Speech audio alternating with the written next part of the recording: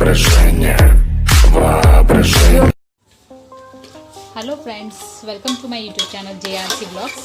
आज बनवत आहे मी खेकडे.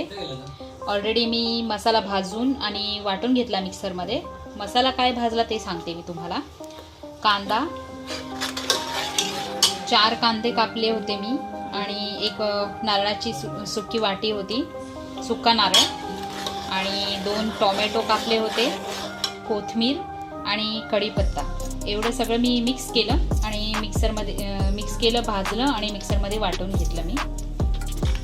आणि त्याचं हे वाटण मी आता तेलामध्ये टाकलं. आता तेलामध्ये मी हळद, मीठ आणि लाल तिखट मसाला टाकला आणि आता मला शिजून देईल मी, मसाल्याला फ्राय होऊ दे. आता मी ह्याच्यावर झाकण ठेवते शिजून देण्यासाठी. आणि हे बघा, हे मम्मीने गावावरून आणलेले खेकडे.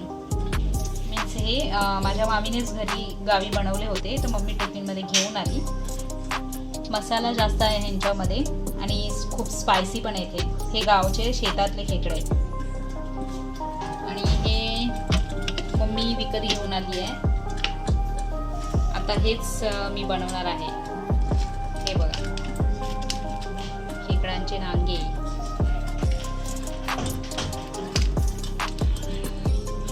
हे मम्मीने साफ करून दिलेत. आता मसाला फ्राय झाला की मम्मी हे त्याच्यामध्ये ॲड करेल. हे होते विकत आणलेले खेकडे, जे मम्मी गावातून येताना घोटी गावातून घेऊन आली. घोटी एक सिटी आहे जी नाशिक जवळच पडते, नाशिक इगतपुरी जवळ. आणि हे माझ्या मामाच्या गावावरून त्यांच्या शेतामधून हे खेकडे पकडले. त्याचं कालवण होतं, तर हे मम्मीने थोडंसं फ्राय करून टिफिनमध्ये घेऊन आली माझ्यासाठी. पण हे एवढे स्पायसी आहेत की काय माहिती मी खाईल की नाही. त्यापेक्षा मी हे वालेच बनवून खाते. मी जास्त स्पायसी पण नाही बनवत. आणि खेकड्यासाठी जास्त काही सामग्री लागत तर नाही, कारण ऑलरेडी आपण सगळे टोमॅटो, कांदा, कोथिंबीर, कढीपत्ता हे सगळं मिक्सरमध्ये वाटून घेतो, मिक्सअप करून घेतो, मसालाच बनवून घेतो.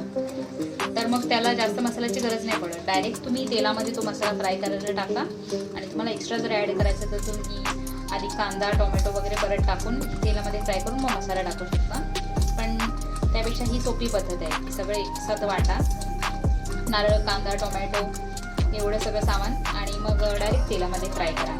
होत आहे आता तेलामध्ये फ्राय. आणि हे व्यवस्थित मसाला फ्राय झाल्यानंतर मी हे ॲड करणार आहे त्याच्यामध्ये. आणि तुम्हाला मी आता डायरेक्ट एंडिंगलाच दाखवते खेकडे तयार झाल्यानंतर. आणि तुम्हाला माझा हा व्हिडिओ आवडला असेल तर नक्की लाईक करा आणि माझ्या चॅनलला फॉलो, सबस्क्राईब करा. थँक्यू. हे बघा फ्रेंड्स, मी आता मसाला फ्राय झाला तर ह्याच्यामध्ये खेकडे टाकले, व्यवस्थित मिक्स करून घेते आणि मग ह्याच्यामध्ये पाणी ॲड करेल. आणि मग उकळी आले, खेकडे शिजले की आपले खेकड्याचं कालवण रेडी आहे.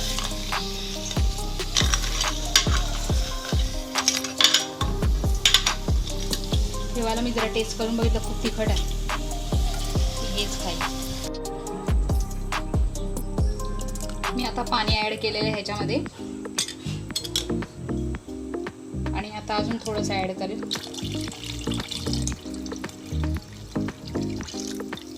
खेकड्यांचा रस्सा खूप छान लागतो.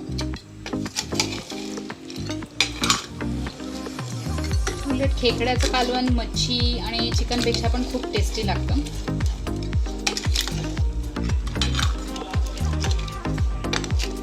आता थोड्याच वेळात खेकडे रेडी होतील.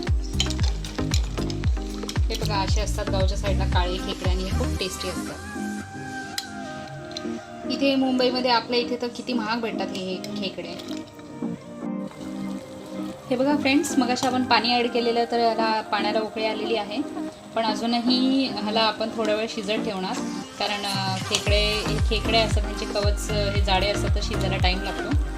सो थोडा वेळ आपण अजून शिजत ठेवणार आणि मग आपलं कालवण रेडीच आहे. रस्सा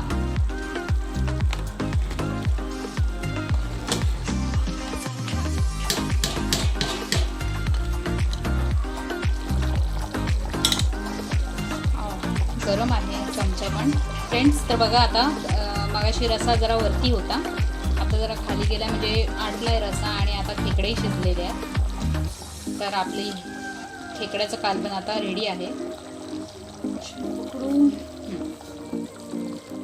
चमचा पण खूप गरम झालेला आहे, मी तुम्हाला दाखवते.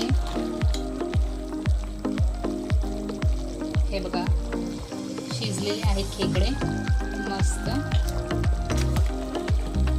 तर आजची ही रेसिपी तुम्हाला कशी वाटली ते तुम्ही मला कमेंट बॉक्समध्ये कमेंट करून सांगा. आणि माझ्या चॅनलला सबस्क्राईब करा जर तुम्हाला आजचा व्हिडिओ आवडला असेल तर. थँक्यू. बाय. Be safe.